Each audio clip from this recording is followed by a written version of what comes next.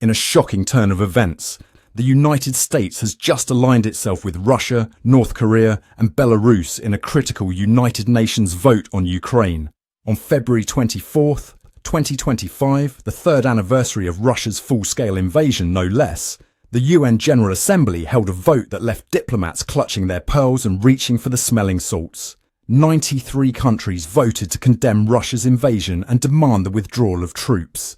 18 countries, including our star-spangled nation, said, nah, we're good. And 65 countries decided to sit this one out, presumably hiding under their desks. It's like watching your straight A students suddenly decide that homework is overrated and hanging out with the school troublemakers is the new cool. But wait, there's more. The US even abstained from its own resolution after some pesky European countries had the audacity to add words like full-scale invasion and territorial integrity. Heaven forbid we call a spade, or in this case, an invasion an invasion. US Deputy Ambassador Dorothy Shea, with a straight face that deserves an Oscar, said, "Previous resolutions have not stopped the bloodshed. Well, Dorothy, I hate to break it to you, but I'm not sure cozying up to the invaders is going to do the trick either." Now, let's talk about the man of the hour, Donald Trump. He's gone from, "We are helping Ukraine like nobody's ever helped Ukraine before," to basically saying, "Ukraine? More like Ukraine, am I right?" It's a pivot so sharp it could give you whiplash. He's even taken to calling Ukrainian President Zelensky a dictator and accusing Ukraine of starting the war. I'm sorry, but that's like the pot calling the kettle black, except the kettle is actually a democratically elected coffee maker. French President Emmanuel Macron, meanwhile, is having a bit of a conniption. He said, "This peace cannot mean the surrender of Ukraine." Well, no kidding, Manny. He's worried that any deal without Ukraine at the table is about as stable as a house of cards in a hurricane. And let's be honest, he's got a point. It's like trying to plan a surprise party for someone by inviting everyone except the birthday boy. My friends, if you're feeling as dizzy from these political somersaults as I am, hit that like button. It might be the only stable thing left in this topsy-turvy world.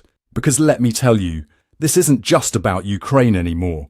We're watching a game of geopolitical twister, where the US has somehow managed to put its left foot on Russia, its right hand on North Korea, and its credibility in a very uncomfortable position. Let's not forget Ukraine's strategic importance here. They're sitting on a treasure trove of rare earth minerals worth about $500 billion. No wonder Trump's eyeing it like a kid in a candy store. It's enough to make you wonder if we've swapped our foreign policy for a game of Monopoly, with Trump trying to build hotels on Kyiv's main street. This vote isn't just a flip-flop. It's a complete dismantling of decades of US foreign policy. We've gone from tear down this wall to, hey Russia, need help with the bricks, faster than you can say make America great again. It's like we've decided to celebrate the end of the Cold War by starting Cold War II, electric boogaloo. But let's look on the bright side, shall we? Now that we're best buddies with Russia and North Korea, maybe we'll get some great deals on vodka and mandatory military parades. And just think of the cultural exchanges. We can send them our freedom, and they can send us.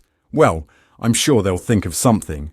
Russian Ambassador Vasily Nebenzia praised the US position as a constructive step, because nothing says world peace like giving a thumbs up to invasion. Am I right? It's like we're living in a geopolitical circus, and Uncle Sam has decided to audition for the role of clown. So there you have it, folks. The land of the free and the home of the brave has decided to take a detour through the land of let's make deals with dictators.